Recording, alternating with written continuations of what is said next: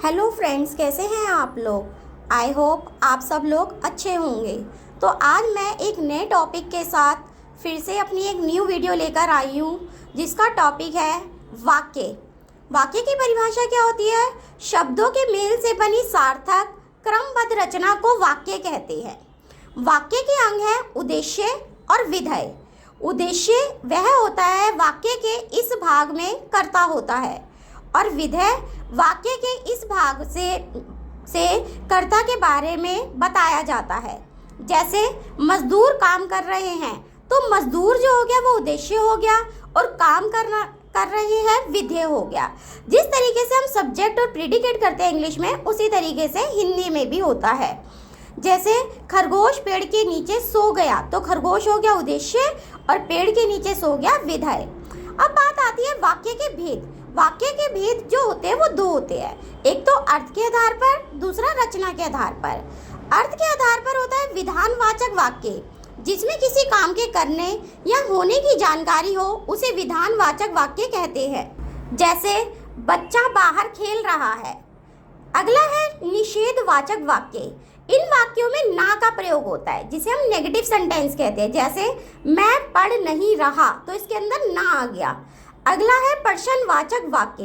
जिन वाक्यों में प्रश्न पूछे जाएं, जैसे तुम्हारा नाम क्या है, तुम क्या करते हो, तो यहाँ पे प्रश्न आ गया, तो इसका मतलब ये प्रश्नवाचक वाक्य है। अगला है इच्छावाचक वाक्य। जिन वाक्यों में इच्छा, शुभकामना आदि आए, जैसे सदा सुखी रहो या तुम्हारी क्या इच्छा है, ऐसे जो शब्द होते हैं, ऐसे ये वाक्य होते हैं, इनको इच्छावाचक वाक्य कहते हैं। अगला है आज्ञावाचक वाक्य। जिन वाक्य में आदेश या अनुरोध प्रकट किया जाए, जैसे कृपया शांत बैठो, तो वो होते हैं आज्ञावाचक वाक्य।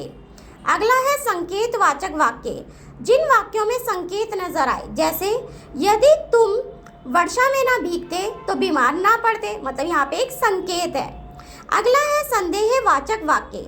जिन वाक्य की क्रिया में होने के संदेह होता है, उसे संदेहवाचक वाक्य कहा जाता है। जैसे शायद वह आज के मैच में अच्छा खेले, मतलब यहाँ पे सिर्फ संभावना भी प्रकट हो रही है।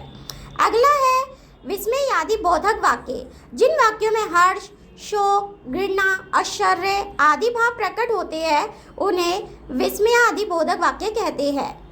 अगला है रचना के आधार पर वाक्य, जैसे सरल वाक्य। जिन वाक्य में एक उद्देश्य और एक विधेय होता है, उसे सरल वाक्य कहते हैं। जैसे सुबह होते ही मेघा स्कूल के लिए तैयार होने लगी। अगला है संयुक्त वाक्य। जब दो वाक्य और, किंतु, इसलिए आदि से जुड़े होते हैं, उन्हें संयुक्त वाक्य कहते हैं। जैसे सुबह हुई और मेघा स्कूल के लिए तैयार होने लगी। अगला है मिश्र वाक्य। जो, जिसे, जैसे ही, जब जब, यहाँ यहाँ, की, क्योंकि, यदि आदि से जुड़े उपवाक्य मिश्र वाक्य कहलाते हैं। जैसे जैसे ही सुबह हुई वैसे ही मेघा स्कूल के लिए तैयार होने लगी, तो ये क्या है? एक मिश्र वाक्य है। तो नाउ फ्रेंड्स, यहाँ पे मेरा ये टॉपिक खत्म होता है। नेक्स्ट वीडियो में नेक्स्ट टॉपिक के लिए बाद में मिलते हैं। तब तक के लिए बाय बाय फ्रेंड्स।